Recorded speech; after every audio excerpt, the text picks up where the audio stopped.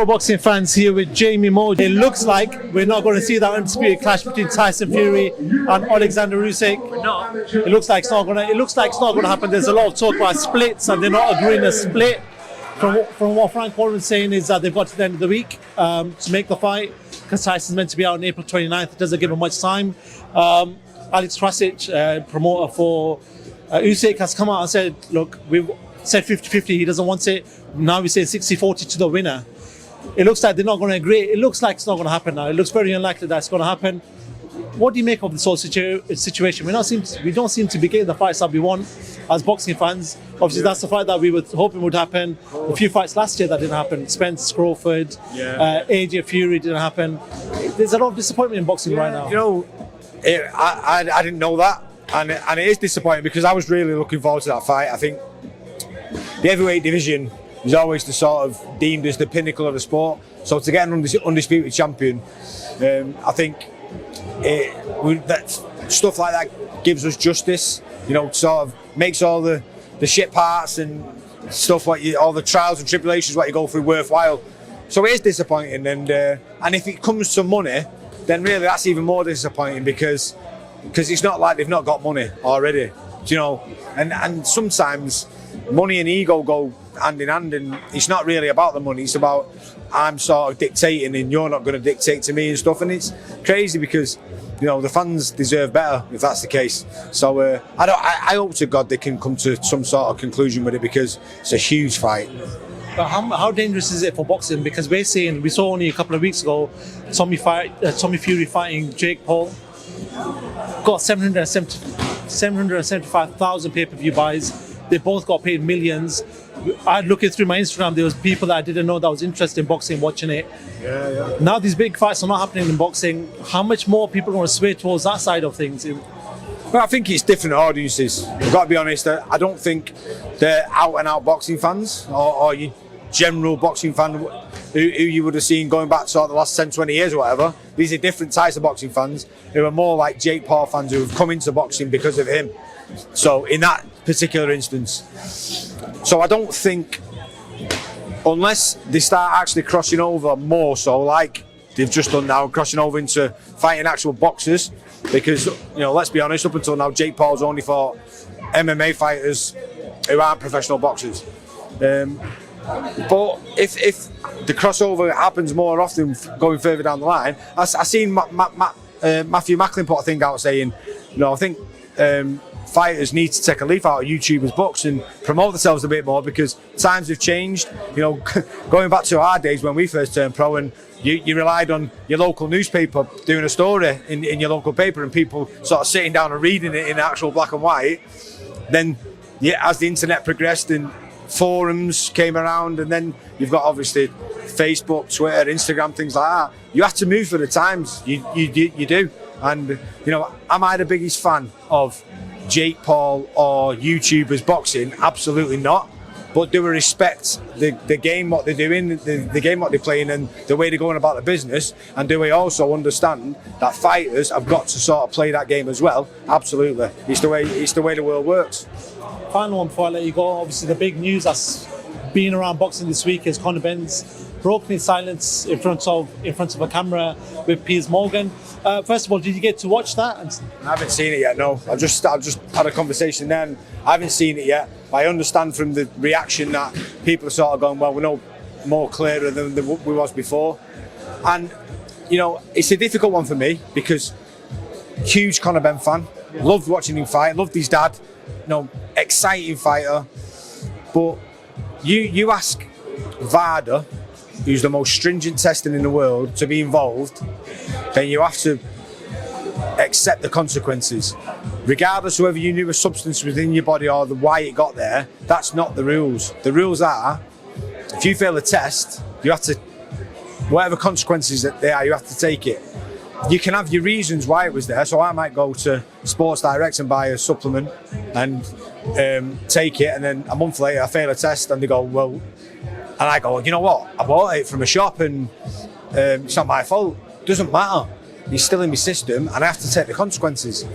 Now, apparently, in the interview, he said that it was the 4th time they tested that sample and the first 3 times it was clear. Now, if that's the case, you've first of all got to ask why, and secondly, somebody's got a vendetta against him, or someone's messed with it, because if the first 3 times it's clear and the 4th time it's not, and it's been tested and tested until they've come up with a positive. Why? If that's happened, and I don't know if it has or not. Yeah. So there's a lot of questions still to be asked, and I think the reaction to it is like, okay, that's the reason, but is that true, first of all? And if it is, then why has that happened? And we need to know these answers. It's a bit of a messy situation. Just because the fact you've not watched it, I just want to ask you then, would it be a lot easier for Conor for that? He's got a 270-page dossier which sort of goes into everything that's gone on. Do you feel like that's a good thing right now for him to show it to the public? Because at the moment it seems when you look online that the public is against him. They all feel like he's guilty already. I think because when there's no reason to give anybody to say that you're not guilty, except your word to say, I'm not guilty and I've got the proof, and people are going, well, show us then. Nobody's going to actually turn around and apologise to him or say, okay, we understand why he was in your system, until the facts are actually shown. So that's not rocket science, is it? You know, if someone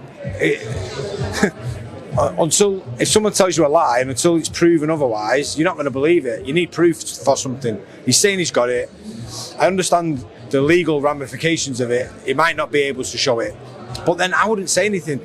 If I was him, I'd just sit tight and just wait. I wouldn't go and do a Piers Morgan interview, because I don't like Piers Morgan anyway, and I don't think he's going to come across. Whichever way, if he couldn't give evidence to show that he was innocent, he was never going to do him any favours doing that anyway. So, but I just said before, I feel for him, because, first of all, I was angry, thinking, wow, why have you done that? Then he's pleading his innocence, and you sort of question it and go, why? Am I prejudging him too quickly here? And then if what he's saying is true, then I feel for him, because I think, God, he must have been through a really bad time for no reason. If someone's messed with the sample, it's been sabotaged in some way. But then I'm questioning myself now, going, I said, listen, it's VADA testing. If you fail the test, that's it. You don't know the ins and outs. It's a messy situation, it really is. Actually, just final one on that. He's talked about having suicidal thoughts throughout this whole process. Obviously, a lot of negativity. He's been on social media, seen the backlash. When you see stuff like that, what do you want to say? Because you're in a position where you have a lot of fighters and people get backlash on social media. That's the bad thing about social media. While there's a lot, there's also a lot of bad. When you hear fighters talk about stuff like that, what do you make of that? Well, I'd say first of all, I think the education system for the start is so outdated. We haven't moved along for about 100 years, and kids should be brought up being educated about the actual lifestyle and situation, and it should include these days social media, how to deal with stuff, how to interact properly, stuff like that. You have to, if you're in a situation where you're in the limelight, it has to be like water off a duck's back. You can't take people's opinions to heart and be offended by it to a certain extent. I understand it's not it's easy said than done, but I think it's a double-edged sword. That you have to have thicker skin if you're going to be in this situation. But on the other side of it, if people are educated more, they need to understand the ramifications of stuff they say to people. I know it's only words, but you don't. God forbid you say something or thousands of people are pushing someone to the point where they go, do you know what? I don't want to be here anymore. It's not good. And enough bad things have happened over the years. We've seen people on reality TV take their own life, and people go, Jesus Christ, and then there's a massive backlash saying, why are people doing that to him? But the same people who are saying it have probably done the same themselves. And I'm not saying I'm guilty here. I've probably done the same myself. I've had plenty of arguments on Twitter back and forward. You don't really think about it at the time, and it's probably situations like that where someone speaks out about it where you think, you know what, you never thought that of him, and he's being open and honest. Some people are saying, no, you shouldn't say that, you're playing the mental health card. But if that's how he's felt, then that's how he's felt. Who's to question him otherwise? So, God, there's so many different tangents he can go off in different areas, and I think it all comes down to when kids are growing up, they need to be taught. The education system messed up. It's so outdated. It's untrue, and it needs the modification ASAP.